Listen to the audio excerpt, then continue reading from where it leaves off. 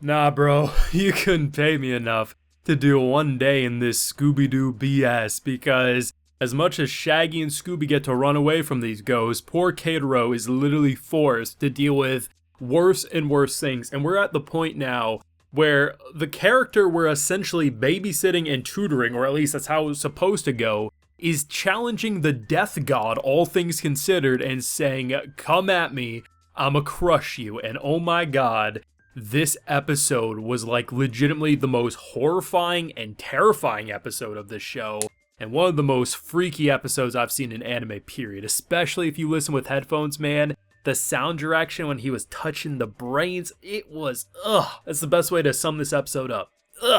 This show is just too good for its own good, man. Full live reaction though to episode 9 of Dark Gathering is available on my Patreon if you would like to see me get spooked in real time, because legitimately this show unnerves me. Like at multiple points the hairs on my arms will stand up. Like I think if I was to watch this in the pitch black with headphones, ain't no way I wouldn't be screaming like a little girl, I gotta be honest. But seriously, we end last week with this man who basically has vagina eyes for eyeballs, right? He's just staring and he can tell that we can see him, and he throws us into a basement which isn't even there, right? Like he makes a basement out of nothing, and the idea that he's holding brains like they're balloons, right? Like think of like it and just like a clown with balloons, right? No, it's brains, and the idea of torturing the brains in order to make other spirits that he's tortured and killed obey him even in their death is so sick and twisted.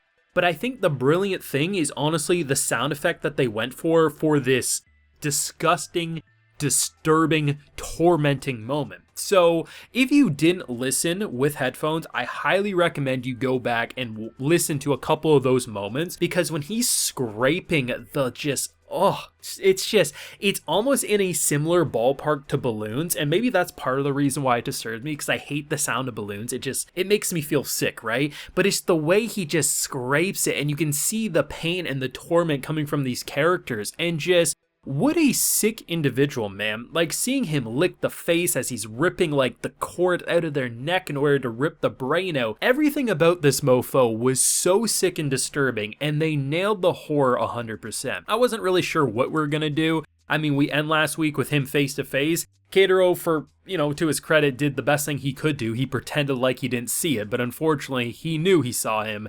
And yeah, just the idea of trying to go to the washroom and then just having something invade your head as it's like grabbing your brain stems, and it's like, what do you even do in that moment other than just say, get in the van, we're getting the hell out of Dodge? And just the way they are using this new character, which I think is so interesting, right? Because they do a very smart thing with the quick flashback of when she got kind of thrown away from her home because she just targets so much misfortune. And as we see, as basically the hand's trying to grab her, it redirects immediately, almost like a safety shield, and goes on to Katero. And the idea that, her brother, right, basically saying, this is unfortunate, but how about you come with me? She's like so happy that someone's there. And then shortly after, the brother gets killed because she is just causing misfortune. And she was so convinced, once again, did it to not only her sensei, but her new friend Yayoi as well. And the idea that what they end up doing to defeat this thing is so disturbing, but you have to commend our girl. And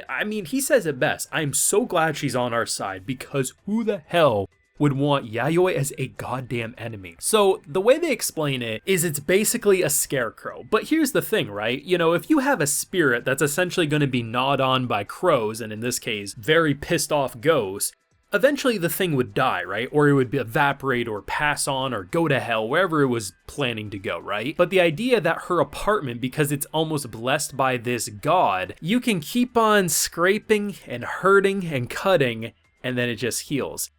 I'm not saying this thing didn't deserve it. 100%, this sick bastard deserves it. But that is not what I want to know, that like, oh yeah, we took care of your apartment, it'll be okay.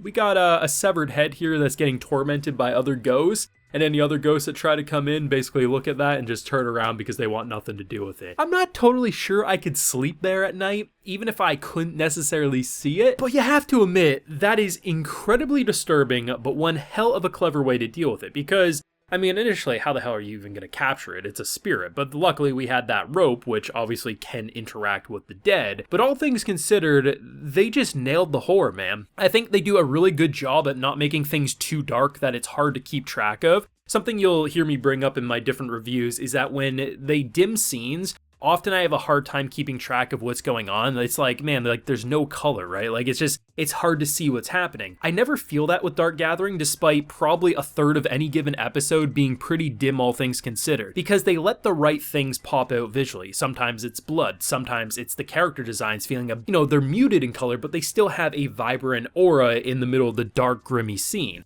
And they do such a good job at making us feel as isolated, trapped, and almost claustrophobic as a character like Keitaro is going through. And as much as, Keitaro may not be the main person saving the day, I mean, at the end of the day, that really will always be Yayoi, probably anyway. That's my best guess. He is the reason this BS happens to begin with, and holy hell, man, the fact that the balls of steel on this kid, when a god comes a-knockin', rips off the heads of so many of these spirits, and what can she unironically say? They're kids, all things considered. My graduates are elsewhere, and you gonna die. Like, that's basically what she said, man, and I was like, god damn. I felt like Keitaro would be like, yeah, we're gonna keep everyone safe, but it's like, oh, hell no, man, like, we should be living in a church. I feel like Keitaro should have like a 2-liter jug of holy water at his disposal at any possible moment, because there ain't no way we're gonna deal with this bullshit properly. But that's what I love about this show, is it hits my spook level so perfectly. The atmosphere, the sound effect direction, and the fact that the way these stories are being told, they're always so different than the last. So it almost feels like an episodic style story in terms of like new ghost, new adventure of the week, but the overall progression of this cast feels so well thought out and so well crafted that it really does have superb character development from what we've seen over just a short 9 episodes. Like, I have no idea if I'll be covering this in Core 2 on the channel. It'll really all depend if the demand's there and based on, what shows people are wanting me to cover and what I want to cover, because there is so many good shows coming out next season. But no matter what, this is one of my personal favorites. I need that to be clear, that this is hands down not only one of my personal favorites of the season, but of this anime year in general. It is clicking with me, it's connecting with me, and now with the addition of the god storyline and all the corruption BS going on, Yayoi has one of the funniest moments talking about a very questionable age gap because this god's, 500 years old? And he's waiting for her to turn 20, and I'm like, bro, you can't tell me that's not some of the funniest shit you've heard this week. But I don't know, maybe I'm just the outcast. I don't know, but I'm loving it if my excitement isn't getting that through. Let me know what you thought of Dark Gathering episode 9 down below. Leave a like if you enjoyed, subscribe if you're new around here. Of course, ring that bell so you can get notified when I upload more videos to the channel. Like I mentioned, we do have a full live reaction available on my Patreon, and hey, while you're there, you also get a video shout out. So today we have Arthur Kunha, Asloth, Ashi Katno Beep, I'm not going to say that word, Athel Choi, Athmil, and Alla Ann. So thank you so much, everyone. Please take care. Have a good one.